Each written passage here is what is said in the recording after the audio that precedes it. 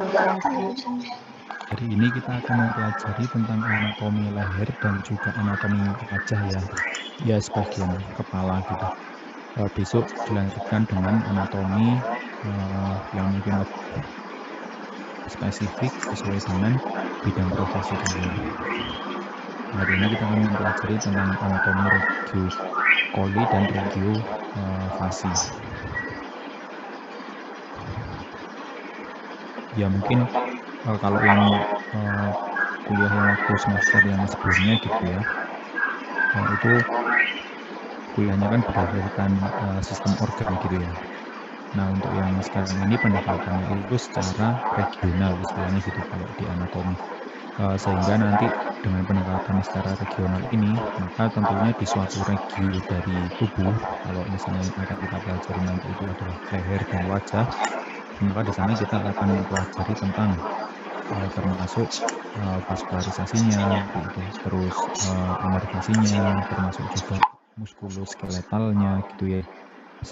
Termasuk juga yang mungkin penting di sini adalah limfatiknya, gitu ya. Soalnya mungkin bidang profesi dokter gigi itu nanti mungkin akan sering bersinggungan dengan hal-hal yang bersifat penyakit infeksius, gitu ya. Jadi di sini mungkin pemahaman tentang limfonod akan cukup membantu gitu dalam diagnosis.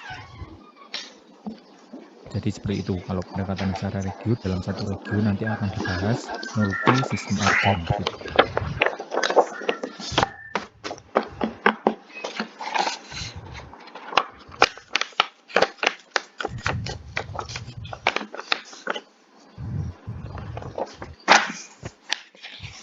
Ya, untuk regio coli atau regio leher ini adalah batas-batasnya ya. Jadi regio leher itu ya bisa dibilang gampangannya adalah dia ada di bawah dari mandibula. Nah, mandibula itu batasnya apa aja?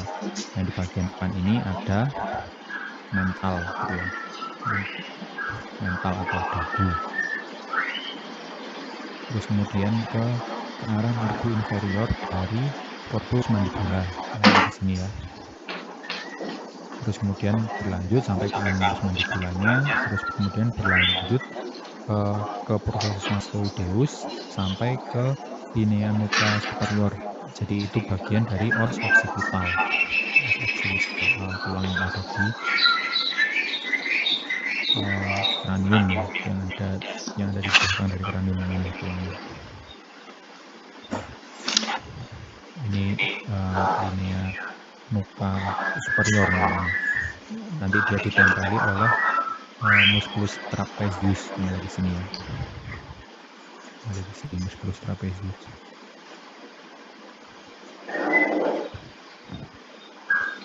Itu. Terus kemudian batas bawahnya tentunya ada struktur sternum ya. Lebih tepatnya adalah incisura jugularis sternum. Jadi yang ada tulang sternum yang seperti ini, kira-kira bentuknya.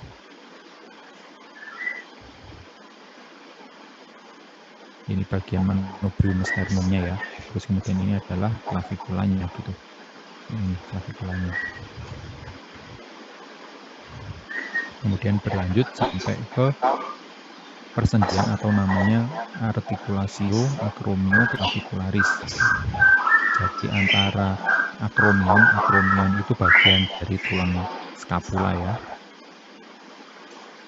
Ini masih ingat scapula, tulang belikat misalnya ya, sama tulang clavicularis. Jadi nanti dia ada di sini kira-kira di sini. Enggak kelihatan. Di sebelah ini ya, gambar yang kanan tadi sebelah sini ini nggak kelihatan di sini. Nah, terus kemudian dia berlanjut sampai ke processus spinosus yang ya kira-kira sedikit 7 ya, sampai dia ke belakang sini. Belakang sini. Nah, pembagian regio yang ada di leher ini yang tertutup di musculus trapezius itu dia tidak ikut pembagiannya gitu ya.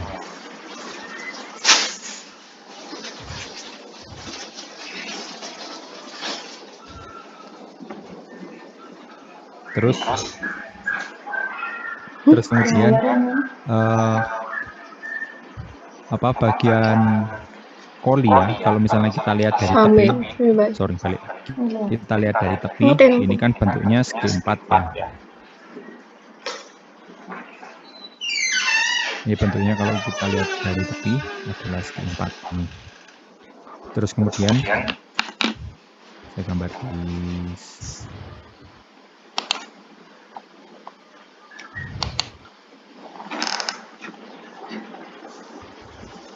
sini ya.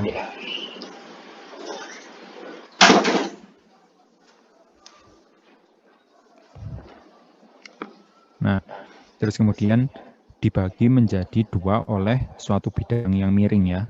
Nah, bidang yang miring ini adalah musculus sternocleidomastoideus ya. Menjadi trigonum yang anterior dan trigonum yang posterior. Nanti trigonum posterior itu dibagi menjadi dua, kira-kira setinggi dari suatu otot ya. Ini ada suatu otot, bisa kelihatan ya di sini. Ini ototnya. Ini adalah otot omohyoideus venter yang posterior. Venter posterior bisa juga disebut dengan venter inferior ya. Jadi maksudnya venter itu ventral, perut ya.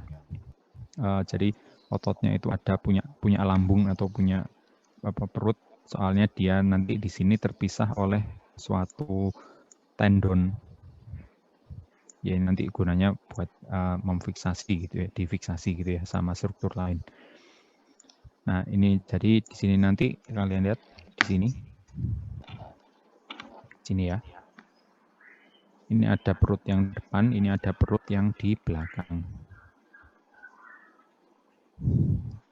Nah, yang digunakan sebagai landmarknya depan belakang ternyata ya. Yang digunakan sebagai landmarknya yang posterior adalah venter yang posterior. Musculus omohyoid. Nanti gambar ototnya ada kelihatan lebih jelas di belakang. Venter inferior. Yang di sini adalah venter superior. Musculus omohyoid anterior.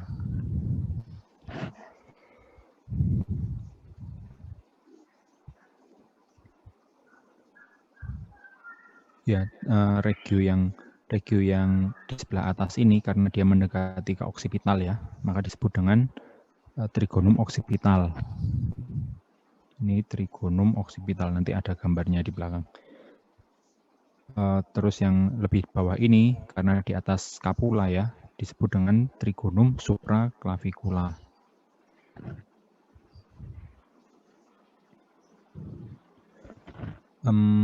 Terus kemudian yang anterior, dia pertama-tama dibagi dulu ya bisa dibilang trigonum yang suprahyoid karena dia imajinernya di atas garis imajinernya itu memanfaatkan tulang hyoid yang ada di sini ya, tulang hyoid ada di sini. Nanti ditarik garis terus sesuai dengan arah musculus digastricus yang venter posterior.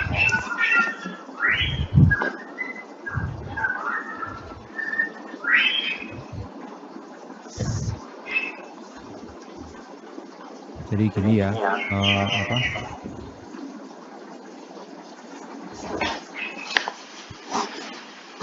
jadi gini pembagiannya.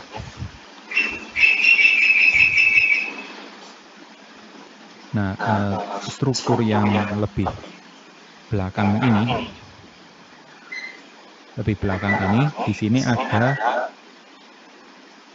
vaskuler, di situ ada vaskuler yang ada di depannya dari musculus sternocleidomastoideus ya. Jadi kalau misalnya kalian raba di untuk lebih memperjelas posisi dari musculus sternocleidomastoideus, kalian menoleh ke kanan atau ke kiri ya.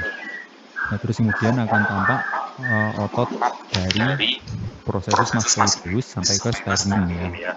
Sehingga itulah namanya kenapa disebut dengan musculus sternocleidomastoideus, dari sini sampai sini gitu ya. Kalian raba bagian agak yang lebih depan, kalian bisa palpasi di situ, bisa raba di situ, nanti akan berdenyut. Nah, di situ adalah nadi karotis.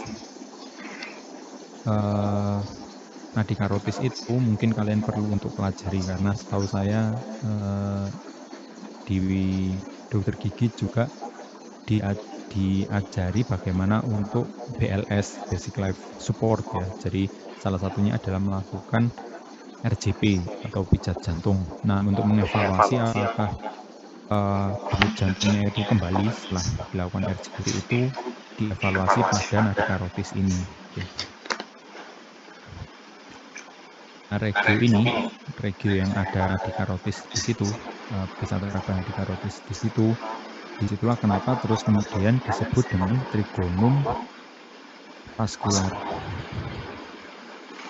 Trigonum karotis atau vaskular. Yang di sebelah sini ya. Trigonum vaskular. Atau trigonum karotis. Ya, terus kemudian yang lebih depan ini, ya, nanti kita lihat di belakangnya ini akan tersusun oleh banyak otot. Banyak otot saling bertumpuk-tumpukan gitu ya. Tapi untungnya namanya sesuai dengan lokasi insersio dan origonya gitu. Jadi mungkin lebih mudah untuk dihafal asal dilihat di mana insersio dan origonya gitu ya. Nah, oleh karena itu regio yang ada di depan ini disebut dengan trigonum muscularis.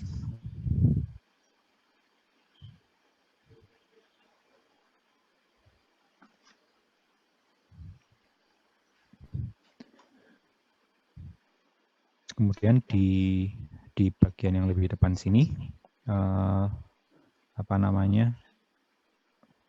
memanfaatkan garis arah musculus digastricus venter anterior ya.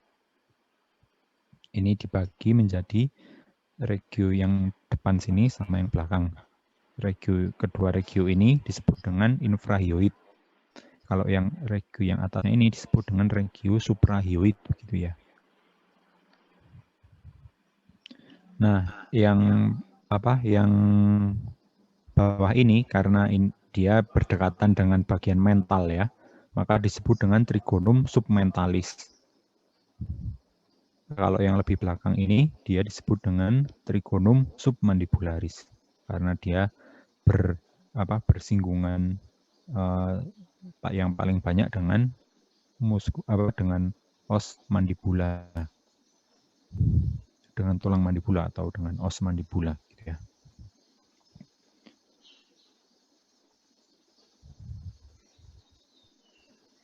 Nah, pentingnya apa? Nanti ada gambarnya di belakang. Biasanya kalau menyebut ada pembesaran dari suatu limfonod gitu ya, atau mungkin ada benjolan gitu ya.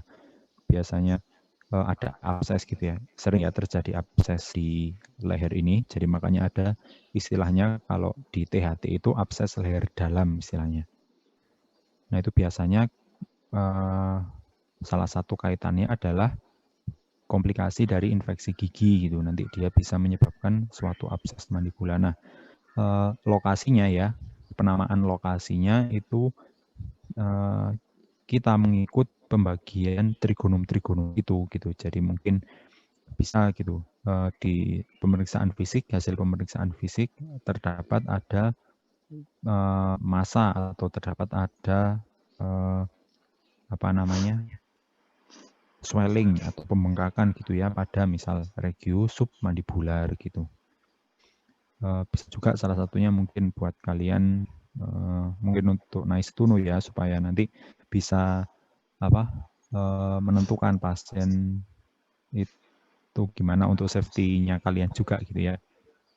Biasanya di regio yang sini, di regio supraklavikula, kalau misalnya terjadi suatu limfonod TB ya, suatu limfonod, limfadenitis maksud saya, infeksi limfonod yang disebabkan oleh TB, kuman TB, ya kan itu juga mungkin untuk safety-nya kalian kan nggak boleh, sebaiknya ditunda dulu tindakannya gitu, soalnya kan membuka mulut pasiennya kalau periksa gigi gitu ya.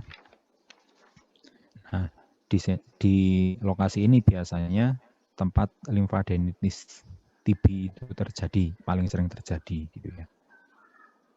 Ya mungkin kalau misalnya sakit gigi gitu ya, sakit gigi mungkin kebanyakan yang akan membengkak limfonod regionalnya itu ya yang regio-regio submandibula ini gitu, atau yang di wajah sini gitu ya. Oke, gitu ya. Mudah-mudahan dengan yang membahas secara aplikasi klinisnya ini bisa lebih dipahami. Ini tadi penjelasan yang tadi ya.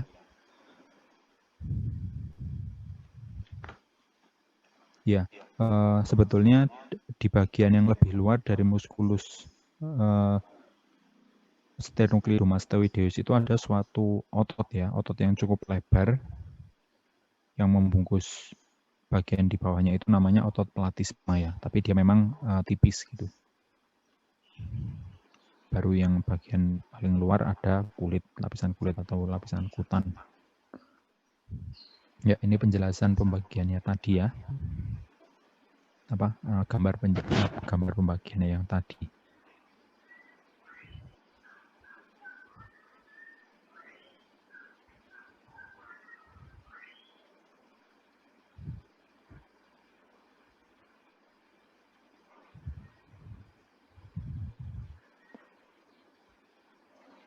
Ini ya, coba kalian lihat yang submental ini. Dia pembagiannya bisa, kalau tadi kan yang saya jelaskan itu dia pembagiannya sesuai dengan arah digastrikusnya ya. Jadi arah pembagiannya itu kayak gini. Tapi ada juga mungkin textbook yang membaginya seperti ini gitu. Ya nanti diperkirakan aja, biasanya kalau daerah sini gitu kan submandibula gitu ya, jelas ya. Kalau misalnya yang sebelah yang depan gitu, yang bawahnya mental gitu, dia disebut dengan submental gitu ya.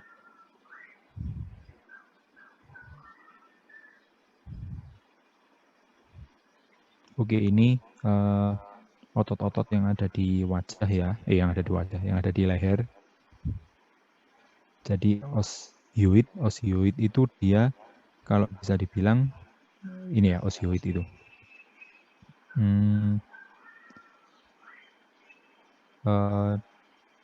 Dia merupakan tulang yang tidak bersendian dengan tulang yang lain gitu. Tapi dia menjadi tumpuan untuk banyak otot ya. Jadi banyak sekali otot yang dia bertumpuan di sana. Dan juga struktur organ ya, misalnya kayak tiroid ini, kartilago tiroid ini juga bertumpu pada osioid ini gitu. Nah, sehingga nanti akan banyak kalian temui otot-otot itu nama belakangnya hyoid gitu. Jadi karena dia berinsersio ya. Jadi karena osioid ini nanti yang akan banyak digerakkan gitu.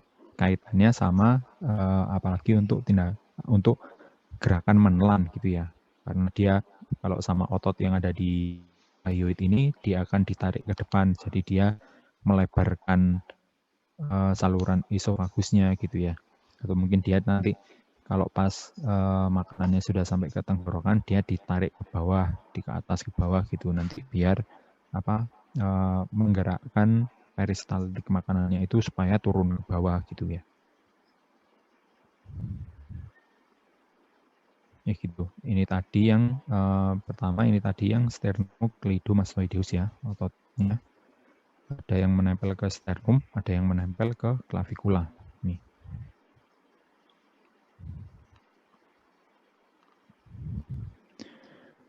Terus kemudian otot yang selanjutnya ada musculus digastricus yang tadi sudah disebut ya. Ada perut, belly atau perut atau kalau bahasa latinnya venter ya. Venter yang depan, venter yang belakang. Nanti dia terfiksasi di sini. Di sini juga ada otot stylohyoideus yang ini ya. Karena dia ke styloid nanti. Styloid itu bagian dari os temporal ya di sini. Di apa? Bawahnya telinga nanti. Terus kemudian ada otot yang mengarah kayak kipas gini ya. Ya pembagiannya nanti ada otot yang suprahyoid dan otot yang infrahyoid gitu ya. Mungkin yang untuk penting kalian pelajari yang suprahyoid aja, soalnya berkaitan sama cavum oris gitu ya. Berkaitannya sama cavum oris. Nanti itu ada lokasi gigi ya, dentis ya, yang kalau misalnya dia itu terinfeksi atau mungkin komplikasi setelah tindakan gitu ya. Mungkin komplikasi setelah tindakan kan tentu ada resiko kan kalau habis tindakan itu, resiko untuk mengalami infeksi gitu kan.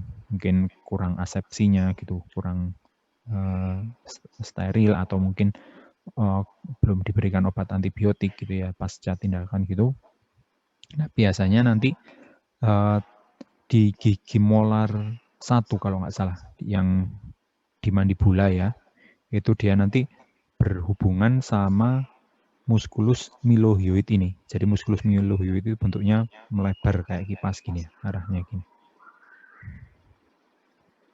Jadi bisa kalian lihat di infrahyoid, di suprahyoid maksud saya. Nanti ada otot yang arahnya gini, terus ke sini. Ini ada 2 pasang ya, yang sebelahnya ini stylohyoid. Yang di sini adalah musculus digastricus venter venter posterior. Terus ada yang ngarah kayak gini ya, ngarah dari atas ke bawah. Ada yang ngarah kayak kipas melebar gini. Nah, itu adalah otot yang mylohyoid ya. Nanti pada saat menelan, ini nanti mylohyoid ini berkontraksi memendek gitu ya. Akhirnya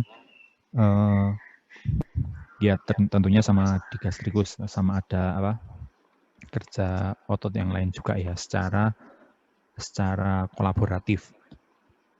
Nah, nanti tulang hyoidnya ini nanti akan tertarik ke depan sehingga esofagusnya melebar. Jadi makanan bisa masuk ke esofagus gitu. Terus yang bagian lebih bawah dari mylohyoid itu ada otot geniohyoid. Genio, dari hyoid menuju ke genio atau bagian mental yang ada di belakang ini.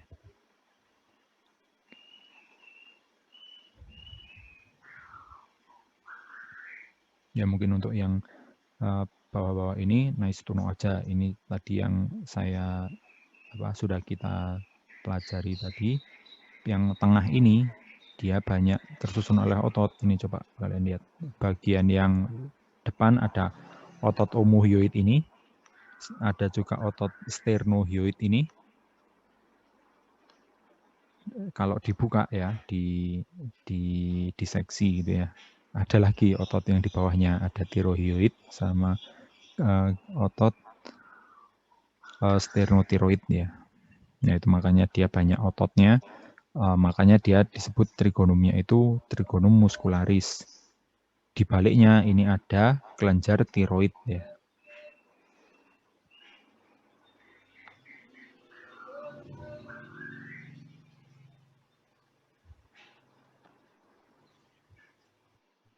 Ini yang nice to know, yang suprahyoid saya harapkan must to know. Ya, tadi kaitannya sama otot milohyoid ini ternyata biasanya kalau terjadi infeksi pada molar 1 itu dia bisa menyebarkan infeksi sampai terjadi salah satu jenis abses leher dalam tadi. Absesnya namanya abses submandibula gitu. Ini nanti bengkak gitu. Soalnya nanti bawahnya ini itu adalah tumpukan lemak.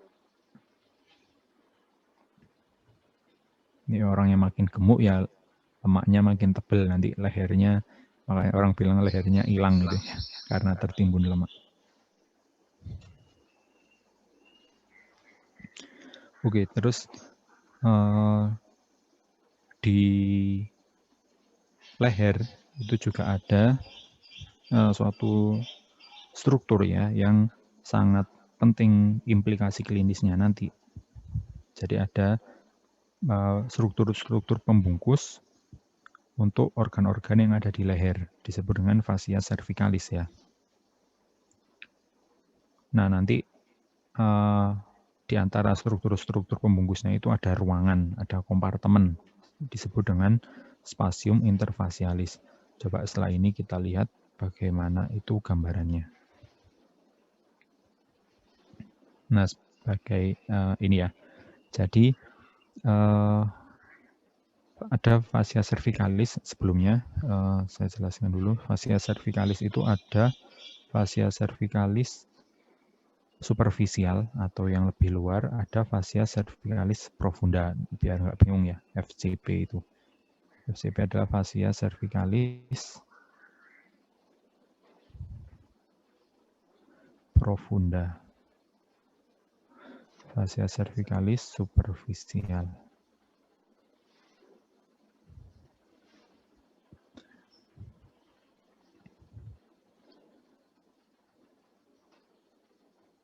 Nah, fascia superficialis yang superficial itu ada ya tentunya di bagian yang paling luar ya.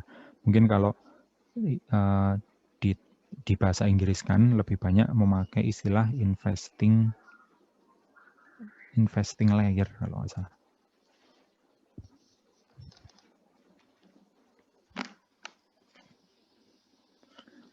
Nah, terus setelah itu ada fascia cervicalis atau pembungkus yang profunda. Nah, fascia yang profunda ini dia terdiri dari banyak jenis ini. Gini. Jadi kalau secara pembagian besar ya, itu ada bagian yang di depan trakea. Jadi ini trakea kan. Ada bagian yang di depan trakea, makanya disebut dengan bagian pretrakealis. Sebetulnya termasuk ininya juga sih, termasuk yang trakeanya itu sendiri dibungkus oleh lamina atau fascia cervicalis yang pretrakealis ini. Nah, yang pretrakealis ini dibagi menjadi dua. Ada yang membungkus otot ya, yang mungkin bagian yang lebih depan ini ya, yang tadi ada banyak otot yang bertumpuk-tumpuk itu, yang ada di sini.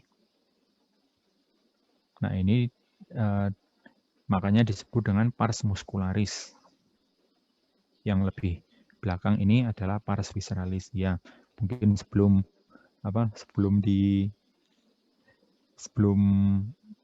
menerima banyak istilah fascia cervicalis ini ya, mungkin gini implikasi klinisnya, saya kasih spoiler dulu.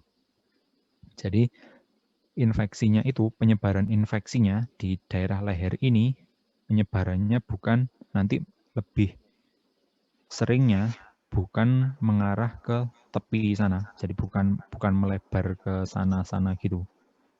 Tapi nanti penyebaran infeksinya itu akan cenderung turun ke bawah gitu ya. Jadi penyebaran infeksi ada di regio leher ini karena terbatasi oleh skat-skat fascia cervicalis ini, resikonya untuk infeksi adalah menyebar ke bawah atau ke atas gitu ya, sesuai dengan selubung fascia cervicalisnya ini. Jadi bukan bukan ke ke tepi-tepi gitu ya.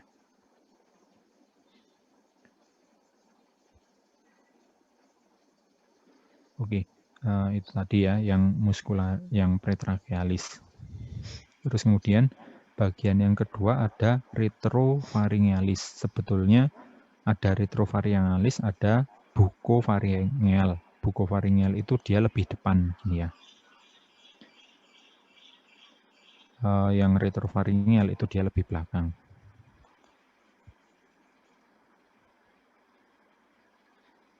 Lebih belakang di sini ya. Terus kemudian yang di sekitaran vertebrae, ini vertebrae cervicalisnya ya. Mungkin kalian kemarin masih ingat yang sistem skeletal, yang osteologi. Jadi makin ke bawah nanti proses spinosusnya ini ya, tanduk ke belakangnya ini dia makin memanjang gitu ya. Nah dia sejauh ini perlekatan dari fascia cervicalis yang prevertebralisnya.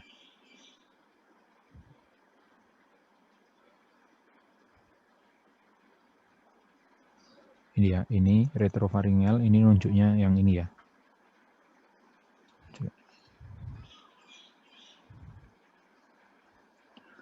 Jadi ini retrofaringeal, terus ini yang vertebrae, yang ini ya. Jadi ini laminanya segini ya. Terus ini yang bucofaring, yang ini yang pretracheal, yang ini bagian muskuler, yang ini ke sini ya. Ini yang visceral. Terus ada juga fascia yang lainnya adalah fascia yang membungkus struktur-struktur arteri karotis dan tetangganya. Jadi dia masuk ke dalam suatu fascia, sebutannya di sini adalah carotid sheath. Mungkin kalau di modul belajarnya kalian namanya disebut dengan vagina karotis ya kalau nggak salah. Gini ya. Nah di sini dapat kita lihat ya struktur konfigurasi strukturnya ya. Mungkin kemarin pernah juga dijelaskan. Yang bagian paling tengah ya, ini adalah common carotid artery ya. Mengingatnya gini aja. Jadi arteri itu kan lebih penting ya. Jadi dia ditempatkan di posisi yang lebih terlindungi. Jadi dia ditaruh di bagian yang paling dalam gitu. Sedangkan bagian yang luar ini ada pembuluh darah juga, tapi dia pembuluh darah vena jugularis interna namanya. Terus di belakangnya adalah nervus vagus ya, nervus ke-10.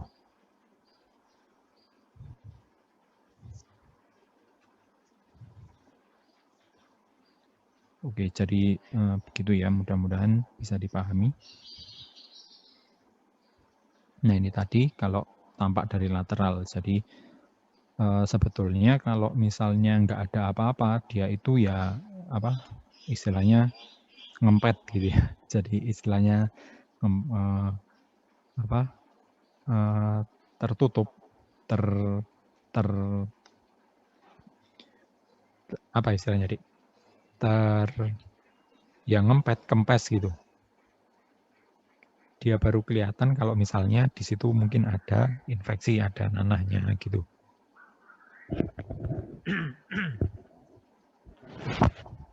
Gitu ya.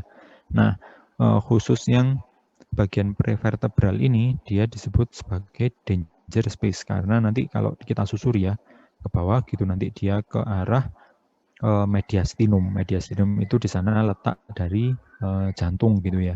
Jadi mungkin bisa nanti sampai terjadi infeksi di selaputnya jantung gitu kalau misalnya sampai ada infeksi di prevertebral ini gitu.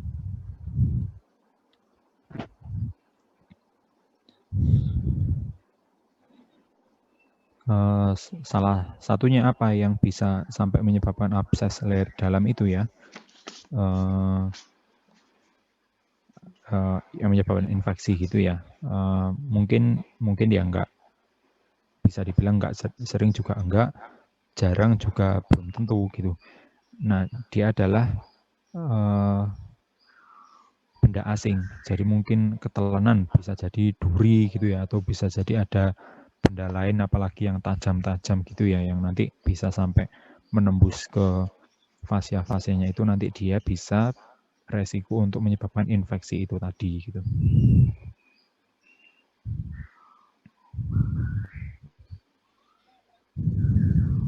Oke, selanjutnya kita mempelajari tentang regi wajah dan kepala. Nah, di kepala, di kulit kepala ya, mungkin kalian biasanya pernah tahu iklan-iklan sampo gitu ya. Dia bisa punya ada zat nutrisinya ya, nutrisi di sampo itu untuk kesehatan scalp. Nah, scalp itu kulit kepala. Nah, kebetulan juga dia bisa dipakai untuk singkatan struktur anatomisnya gitu ya. Nah, ini ada struktur skin, di bawahnya ada struktur connective tissue ya. Terus di bawahnya ada struktur aponeurosis. Nah, aponeurosis lebih lengkapnya namanya Galea aponeurotica ya. Galea aponeurotica. Dia itu merupakan aponeurosis. Jadi aponeurosis itu adalah tendon yang melebar. Nah, tendon itu adalah struktur yang menghubungkan bisa antara tulang dengan otot. Tapi kalau untuk di sini tendonnya itu yang menghubungkan antara otot ke otot ya. Nah, otot ke otot apa? Otot ke otot frontalis sama occipitalis. Kok bisa dari otot frontalis itu kan di depan, otot occipitalis itu kan ada di belakang. Nah, itu bagaimana? Di gambar selanjutnya ada penjelasannya. Terus kemudian di struktur yang lebih bawah ada struktur loose areolar tissue. Jadi dia jenis jaringan ikat ya. Terus kemudian yang bawahnya nanti dia akan sampai ke pembungkus luar dari tulang. Pembungkus luar dari tulang di sini disebut dengan struktur perikranium ya.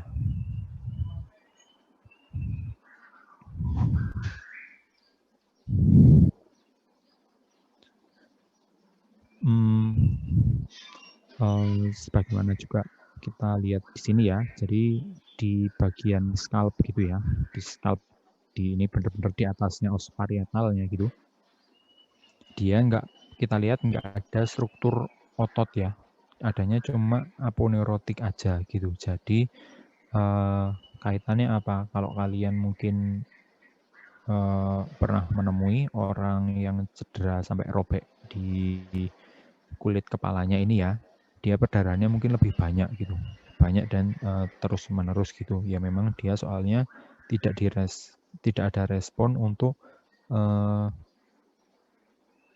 kontraksi ototnya ya, karena memang nggak ada otot di situ. Jadi gunanya kontraksi ototnya itu nanti bisa menjepit perdarahannya gitu kan, bisa untuk hemostasis. Nah, di sini dia nggak ada, sehingga mungkin perdarahan kalau di kepala itu akan tampak lebih banyak dan mungkin lebih lama untuk berhentinya gitu.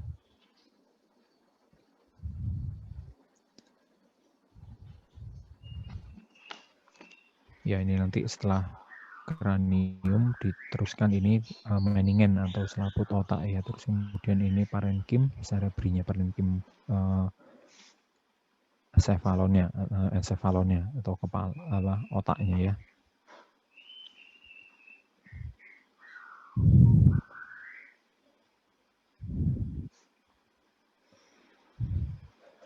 Oke, kita akan mempelajari tentang otot-otot yang ada di wajah. Otot-otot yang ada di wajah ini mungkin saya akan memberikan memberitahu yang must to know aja ya untuk kalian. Nanti akan saya tandai otot-ototnya.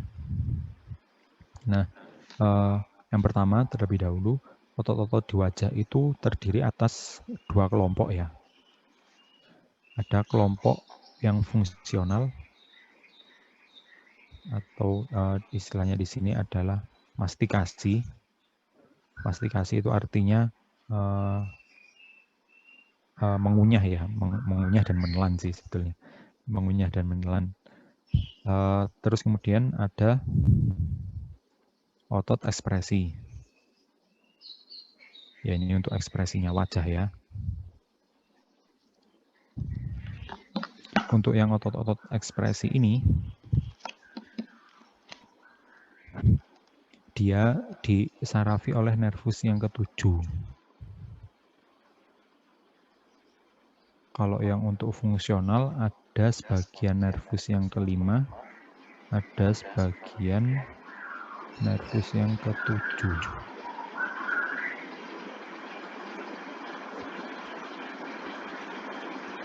Nah, sekarang jenis-jenis otot apa yang tergolong ke otot-otot mastikasi atau fungsional ya. Mungkin jumlahnya lebih sedikit dan tidak begitu jelimet dan otot-ototnya cukup besar. Jadi dari saya yang otot fungsional ini ya juga soalnya kaitannya sama anatomi oromaksial ya. Jadi yang otot-otot fungsional ini saya sarankan untuk Mas Kuno ya. Otot-ototnya apa saja yang untuk menelan. Mungkin ada yang tahu mau menjawab dulu. Contohnya apa? Nanti kita lihat, kita tandain di gambar. Ada yang mau jawab?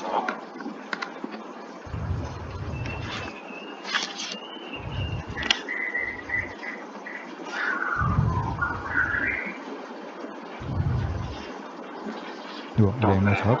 Tadi apa jawabannya yang di pretest?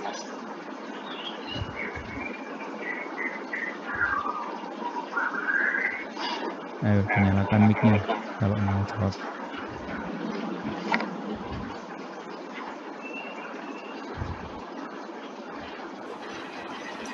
Izin jawab. Iya, namanya siapa yang jawab? Atalah. Oh iya. Musculus masseter. Satu aja, mau nambah lagi? Sama musculus temporalis. Musculus masseter sama musculus temporalis ya. Ini yang mastikasi. Ini sama ini kalian harus Mas Kuno ya, harus tahu. Ya, temporalis di sini. Terus apa lagi? Bucinator ini di sini. Ini fungsinya buat apa? Buat yang ekspresi atau yang mastikasi kira-kira?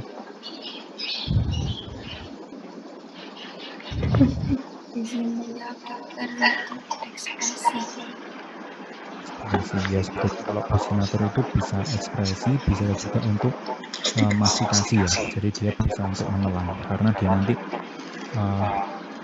kalian bayangkan gerakan meniup ya, gerakan mencuci gitu, meniup gitu. Nah itu dia musculus bucinator, termasuk dia yang berfungsi untuk menelan ya. Jadi dia menyempitkan cavum oris gitu. Dia lokasinya ada di balik dari musculus masseter ya.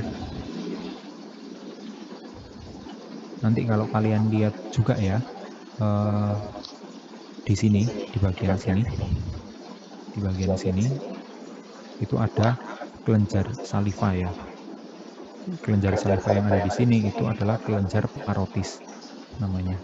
Kelenjar parotis itu nanti dia akan punya ductus ya. Ductusnya itu melewati di atasnya musculus masseter ini. Terus kemudian dia akan menembus musculus buccinator. Nanti dia akan bertemu sama baliknya musculus buccinator itu sudah mukosa bucalnya. Mukosa bukal. Bukal itu kalau istilahnya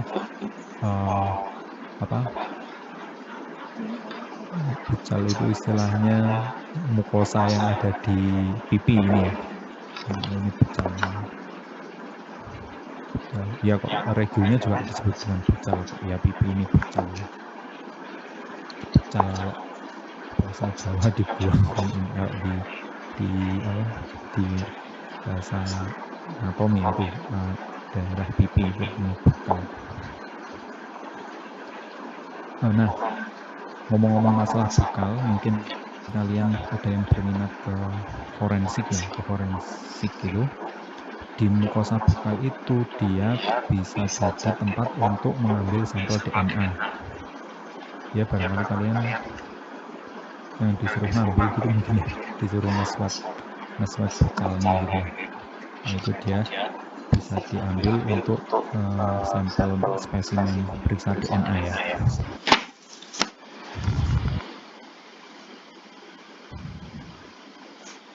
Itu temporal, masseter, buccinator. Sebetulnya ada lagi otot yang berfungsi untuk mastikasi, cuma dari luar ini nggak kelihatan, kelihatannya baru di dalam. Nanti coba kalian pelajari sendiri ya. Saya tuliskan di sini. Ada otot pterygoid. Pterygoid ada dua ya, yang lateral sama medial. Keduanya fungsinya juga untuk mengunyah, untuk mastikasi. Jadi untuk mengunyah itu ada masseter, ada temporal, ada pterygoid, lateral sama medial ini. Yang untuk buccinator itu dia bukan untuk menelan, bukan untuk mengunyah, tapi dia berperan buat mengunyah, menelan, bukan untuk mengunyah. Nah pertanyaannya, apa namanya, yang tergolong otot fungsional kok enggak kayak tadi musculus milohyoid, musculus digastricus, kenapa kira-kira?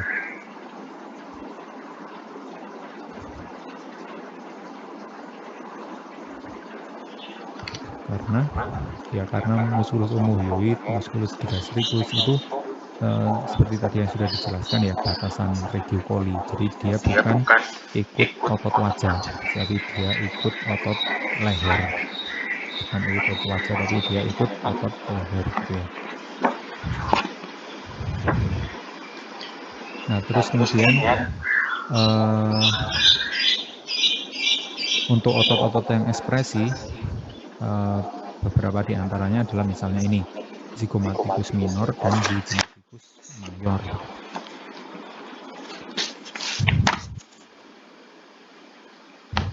Ini mungkin yang Mas Tuno mungkin ya. Ini karena untuk apa? Untuk tersenyum, soalnya untuk otot-otot yang berfungsi untuk gerakan melebarkan sudut bibir, jadi bisa tersenyum gitu ya. Kalau nggak ada otot ini ya sedih nanti.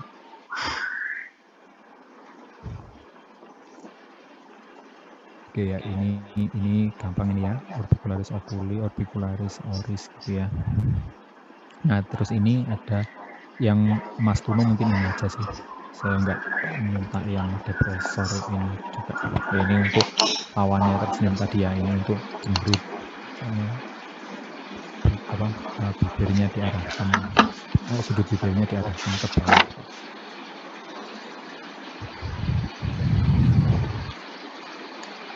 Itu ya, mudah-mudahan bisa dipahami. Ini yang dari tepi. Nah karena tadi yang fungsional itu kaitannya sama lokasi origo dan insersionya. Mungkin kalian masih ingat kalau masseter sama temporal susunan origo insersionya kayak gimana? Kalau yang temporal ini jelas ya, origonya yang bagian yang nggak bergerak itu ada di os temporal gitu kan. Nanti dia akan berorigo kemana? Berinsersio kemana? Maksud saya ke mandibula ya. Nah mandibula yang bagian apa? Ini mandibula. Nah ini kira-kira menempelnya kemana? Dari sini,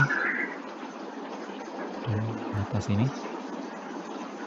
Dia nanti ada yang mau bisa jawab atau masih ingat kemarin dibahas nggak waktu yang muskulus, sistem muskulus.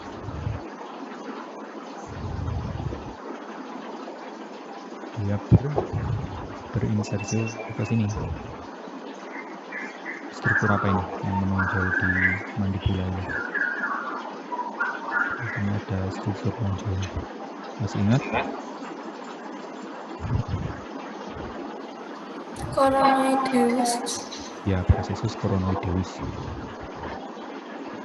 Terus kemudian ada yang otot masseter ini dari struktur apa ini namanya?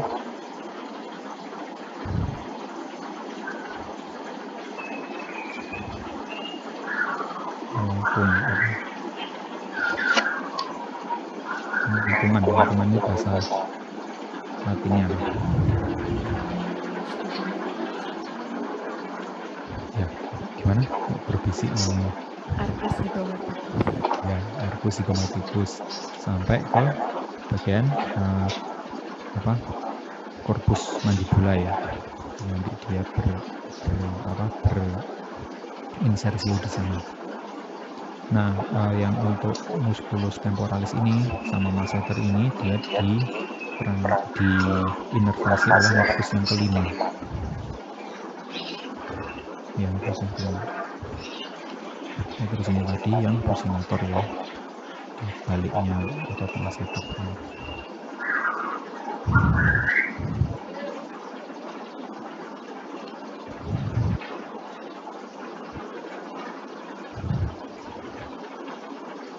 Oh, ini yang tadi musculus pterygoideus ya. Ini yang lateral, ini yang lateral, ini yang medial. Nanti dia nempelnya kemana? Nanti besok coba kita pelajari di pelajaran tulang viscerocranium. Ada struktur namanya fossa pterygoideus, fossa pterygopalatina maksudnya.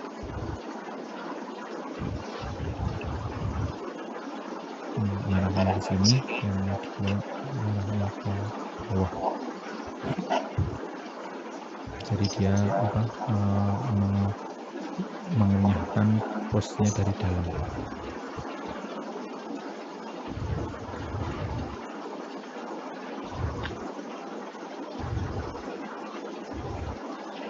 Ini vaskularisasinya yang kemarin sudah dibahas ya, masih ingat. Jadi kalau dari jantung ini jantung ya, ini jantung, ini pembuluh darahnya, aorta akan ada di sini ya, melengkung gini. Nah, nanti dia membentuk 3 cabang ini di arcus aortanya ya. Jadi yang kanan berjalan bersama dulu baru terpisah. Yang kiri sudah sejak dari awal terpisah gini. Ini ke arah yang ini sama yang ini. Ini adalah arteri subclavia mengarah nanti ke ekstremitas superior ke arah lengan ya. Kalau yang tengah ini saya bulat ini, ada cross, ada bulat. Yang bulat ini adalah arteri carotis communis.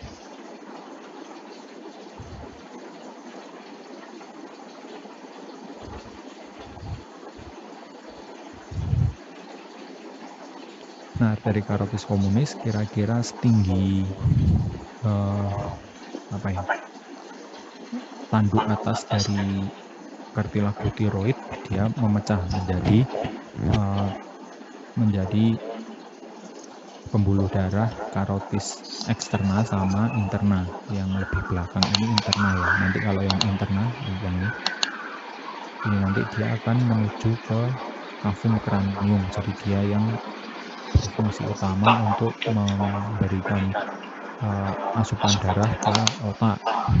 Sedangkan kalau ke leher sama ke wajah, leher yang bagian luar sama wajah, dia diberi asupan darah oleh tulang ini, oleh vaskulatur ini. Dia adalah arteri karotis eksterna ya. Nah, cabang-cabangnya ini kemarin juga sudah dibahas waktu semester 1. Ada cabang yang pertama ini ke tiroid superior ya. Jadi nanti dia memvaskularisasi salah satunya adalah ke struktur tiroid yang utama. Terus cabang yang kedua dia ke lingualis. Jadi nanti dia masuk untuk ke lidah ya.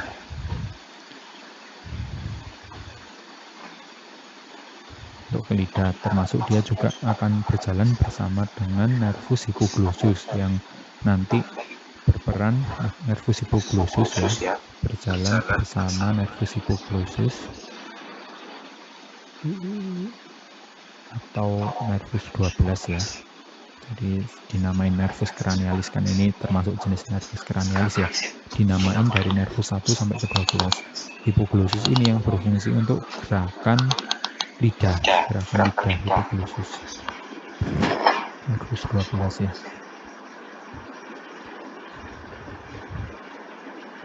Terus kemudian yang pembuluh darah berikutnya adalah yang facialis. Facialis ini seperti yang juga kemarin sudah dipelajari mungkin ya. Ini nanti dia menyeberang dari balik corpus mandibula, nanti dia menyeberang keluar ke struktur-struktur yang ada di wajah. Ya, misalnya otot-otot wajah gitu ya. Nanti ada yang cabang ke belakang ini, os occipital. Terus kemudian, nah ini yang penting ya untuk kalian. Ini adalah yang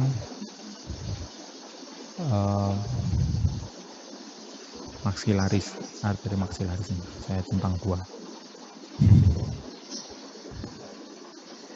Terus kemudian ini nanti cabang terminalnya, cabang akhirnya ke superficial temporal. Ini nanti ke otot temporal ya. Ya ini nanti biasanya orang punya migrain gitu ya, dia ada masalah kaitannya sama arteri yang ini. Arteri maksila ini dia di bagian dia tersembunyi ya, disembunyikan. Dia ada di baliknya bagian ramus mandibula ini. Jadi kalau mandibula bagian ramusnya ini diangkat begitu. Kita lihat di gambar berikutnya. Ini nanti venanya ya. Mungkin yang catatan yang perlu kalian ketahui mungkin ini aja. Jadi di bagian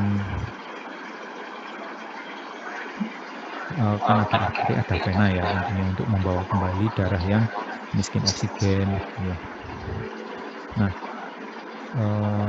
kalau untuk kembali ke jantung lagi itu ya, konfigurasinya kalau kalian perhatikan di sini, kalau yang untuk arteri ya, arteri karotis, dia akan dari arteri karotis komunis dulu menjadi arteri karotis eksterna dan interna.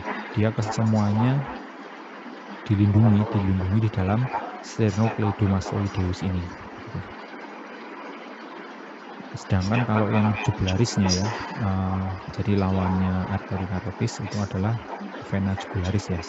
Vena jugularisnya itu dari interna dan eksterna dia sudah berada pada posisi yang berbeda.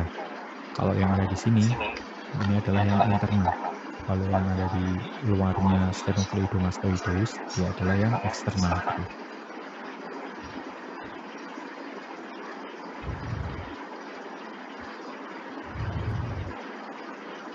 Baru dia dikembalikan ke vena cava superior ya, yang ada di jantung.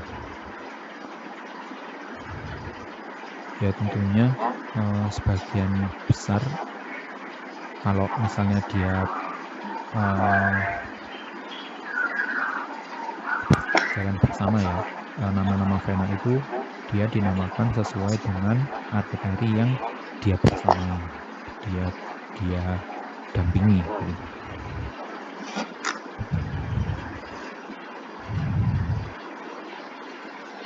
Nah, ini untuk cabang arteri maksilaris ya, seperti tadi yang sudah dijelaskan.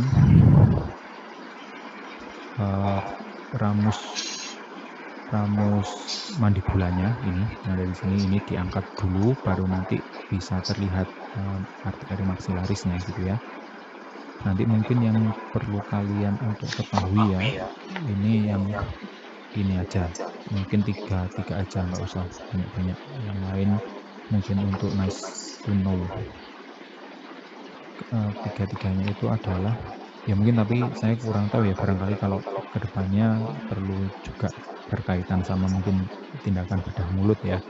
Ada struktur yang juga ternyata perlu diketahui, nanti ya mudah-mudahan tidak bingung. Tapi yang jelas yang untuk Mas to know cukup basic, penting untuk profesi kalian adalah yang pertama cabang arteri maksilaris yang menuju ke mandibula ya. Ini disebut dengan arteri alveolaris inferior. Nanti dia bersama dengan nervus 53 ya. Nervus 53 itu nervus mandibularis nama lainnya. Dari nervus 5 itu ada 3 cabang kan. Jadi makanya nervus 5 itu kalau secara umum disebut dengan nervus trigeminus, ada 3 cabang. Nah, cabang yang ketiga adalah yang ke mandibula ini. Cabang yang kedua kemana? Ke maksila ya. Nah, ini nanti dia berjalan bersamaan dengan arteri alveolaris inferior masuk ke dalam foramen mandibularis. Nanti dia akan melewati kanalis mandibularis ya. Nah, nanti dia akhirnya menuju ke dentis.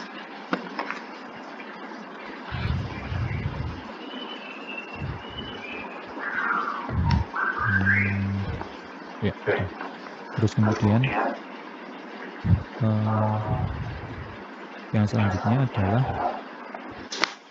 dari arteri maksilaris juga ya, mungkin lebih ke depan setelah melewati bagian musculus pterygoid medial ya. Jadi nanti ada cabang yang di depan ini.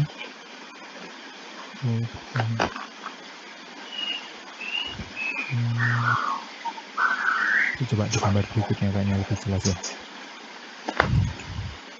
Itu satu ya, yang arteri alveolaris inferior. Nah, yang kedua adalah ada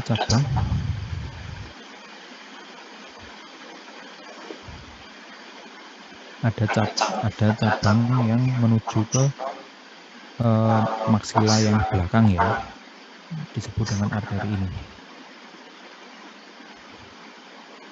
Ini foramennya nanti kalian pelajari ya, namanya apa? Foramen maksilaris apa? Bisa salah sih, coba kalian cek lagi ya. Terus kemudian ada cabang yang menuju ke depan ini, menuju ke infraorbita. Terus kemudian menuju ke foramen infraorbita ya kayaknya namanya. Tapi sehingga namanya adalah arteri infraorbita. Tapi sebelum dia keluar ke foramen infraorbita ini, dia ada cabang ke bawah. Nah, ini adalah vaskular yang memvaskularisasi maksila bagian depan.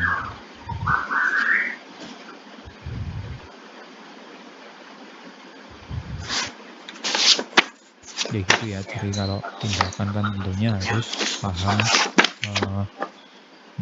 nervusnya gitu, soalnya nanti bisa berkaitan sama tindakan anestesinya gitu ya. Terus kemudian mungkin sih, kalau saya kurang tahu kalau untuk yang tindakan bedah mulut bagaimana ya. Tapi kalau di tindakan kedokteran ya, tindakan bedah di kedokteran itu bisa salah satu approach-nya itu untuk hemostasis ya. Kita melakukan suatu ligasi atau hemostasis itu di pembuluh darah, biasanya di arteri yang ada di bagian yang lebih pangkal gitu ya. Jadi mungkin bisa gitu, bisa seperti itu. Jadi supaya bisa banyak alternatif yang bisa dilakukan, maka harus dasarnya harus kuat gitu. Jadi harus paham anatominya dengan baik. Ya mungkin kayak yang seperti ini mungkin untuk Mas Tuno ya. Ya mungkin mengarah ke Mas Tuno juga mungkin ya. Ini ke arteri palatina, soalnya nanti dia akan ke palatina ya, ke mukosanya palatina gitu. Mukosa yang ada di langit-langitnya mulut ya.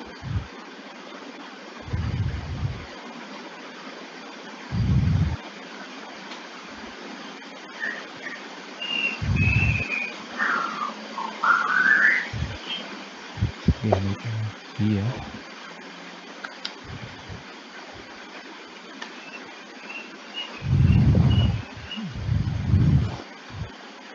Ini adalah nervus trigeminus. Kalau mungkin yang nervus trigeminus cabang pertama ya, cabang pertama adalah cabang optalmika.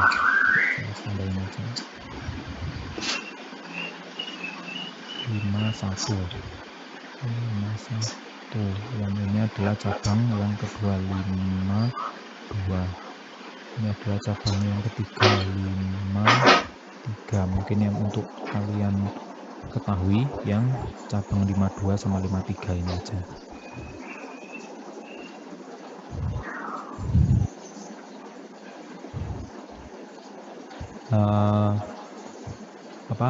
Keluarnya ini nervus cranialis ya, disebut dengan nervus cranialis karena dia keluar dari bagian-bagian yang ada di otak, bisa cerebrum, bisa juga brainstemnya. Nah, brainstem itu tersusun atas beberapa bagian. Ya ini mungkin biar nggak bingung ya. Jadi mungkin ini tapi nice turun, kalian nggak harus hafal mati gitu ya. Salah satu bagian dari brainstem itu ada pons. Nah, pons ini dia merupakan tempat keluar dari nervus yang kelima itu tadi. Nervus yang kelima ini mungkin cukup penting untuk kalian pahami karena nervus yang kelima ini nanti yang menjadi sasaran tembak dari anestesi yang dilakukan, karena nervus yang kelima ini fungsinya adalah sensorik.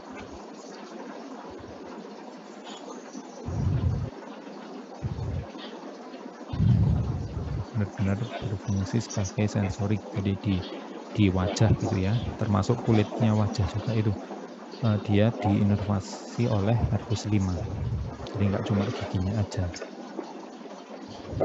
cabang-cabang dari nervus 5 maksudnya.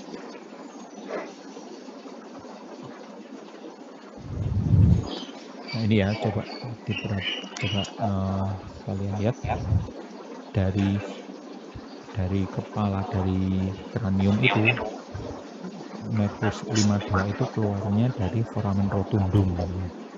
Kalau yang nervus 53 keluarnya dari foramen ovale.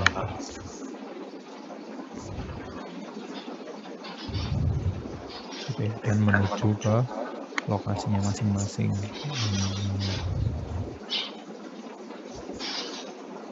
Ya, dan nama nervusnya bisa juga dibilang dia itu berjalannya bersamaan dengan arterinya.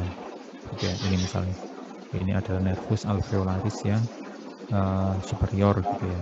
Ini adalah nervus alveolaris yang inferior gitu.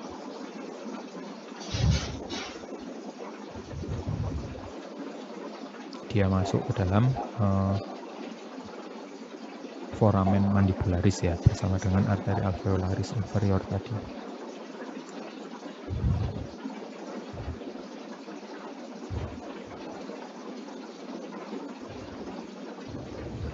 Nah ini tadi ya, bisa kalian baca.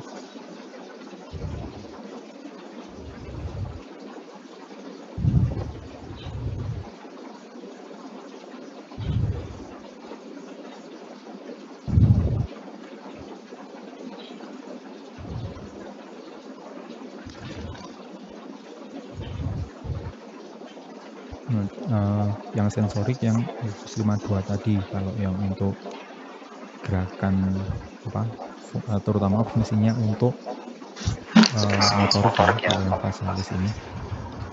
maaf tadi balik. Kalau yang trigeminus itu pertama untuk sensorik, yang kedua untuk motorik, tapi hanya untuk motorik, untuk muskulus salah satunya ya, masseter dan temporalis.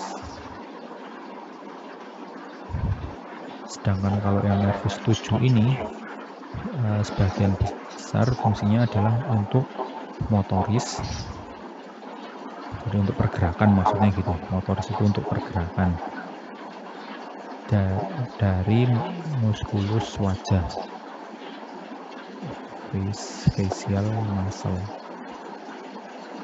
Jadi untuk biar orangnya bisa tersenyum, bisa ekspresif gitu ya, dia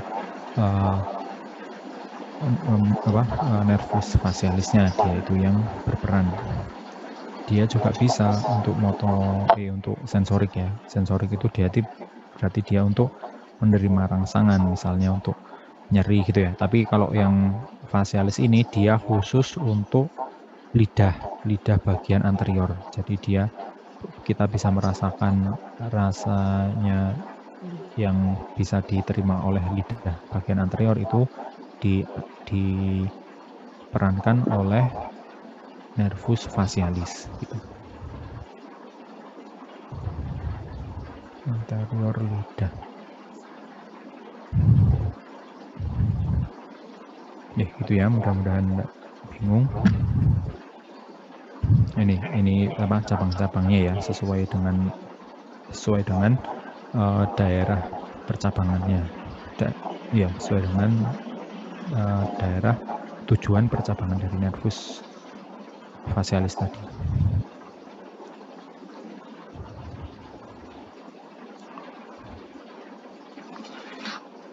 Dan dia keluarnya dari stylomastoid ini ya. Kalau yang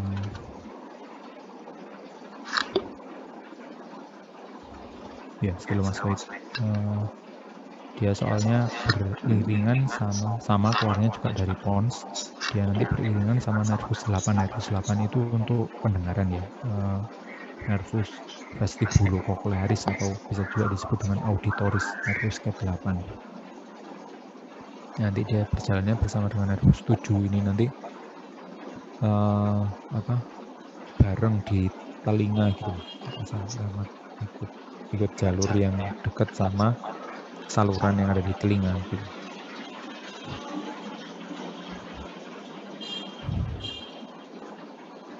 Nah, ini adalah limfonod tadi ya, yang mungkin di pembahasan Regio Coli itu ada.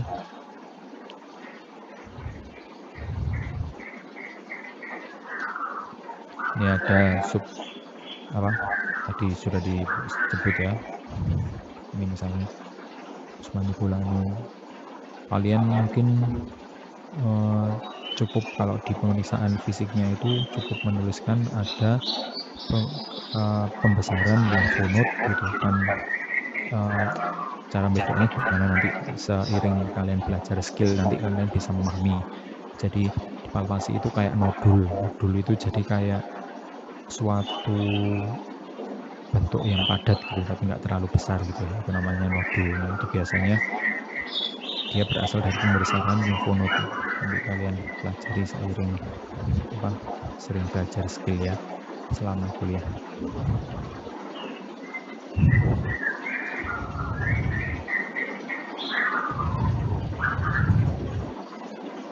Ada di sini juga termasuk yang banyak juga itu di sini di atasnya sternocleido ini, terus di depannya telinga ini juga banyak, di sekitaran telinga ini juga banyak ya yang kaitannya sama infeksi di gigi gitu ya. Sariawan gitu juga bisa menyebabkan pembesaran limfonod ini. Nah, ini mungkin chapter yang terakhir dalam penjelasan varius. Yang tadi ya sudah disebut, parotis ada di atasnya, di atas dan lebih belakang dari musculus masseter di bagian yang superficial kulitnya ya. lebih superficial dan lebih posterior dari musculus masseter. Ductusnya dia berjalan di atas musculus masseter dan menembus musculus buccinator. Kemudian dia akan keluar pada mukosa buccal ini, kira-kira sejajar dengan gigi molar 1. Selain parotis ya, glandula salivarius itu juga ada kelenjar sublingual dan kelenjar submandibular namanya ya. Yang sublingual dia di bawahnya dari lidah ya, ada di sebelah sini, jadi dia memanjang sini. Maka dari itu penonjolan yang ada di lidah ini disebut dengan plika sublingual. Di sana ditempati oleh kelenjar sublingual ya. Nanti tapi jalan keluarnya bisa di atasnya sini, bisa berupa rembesan di atasnya sini, bisa juga nanti dia menyatu di tengah ini bersama ductus dari submandibula ya. Jadi coba gitu ya.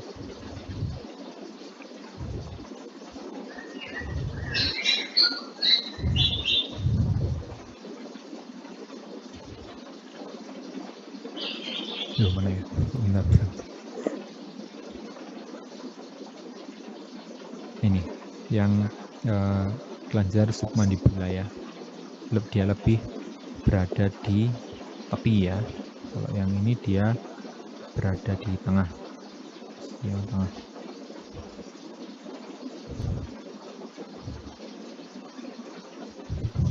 Lebih tengah dan anterior, ini lebih tepi dan lebih belakang ya. Nanti ke tengah-tengah sininya dia disalurkan oleh ductus submandibula. Jalan keluarnya namanya ductus Whartoni, menyatu sama yang dari glandula sublingualis. Itu kelenjar saliva yang utama. Nanti juga ada kelenjar saliva yang sekunder gitu ya, atau aksesorius ya. Lebih produksinya mungkin lebih sedikit daripada yang utama tadi itu. Oke, mungkin itu dari saya. Ada yang ingin ditanyakan atau ada yang mungkin kurang jelas?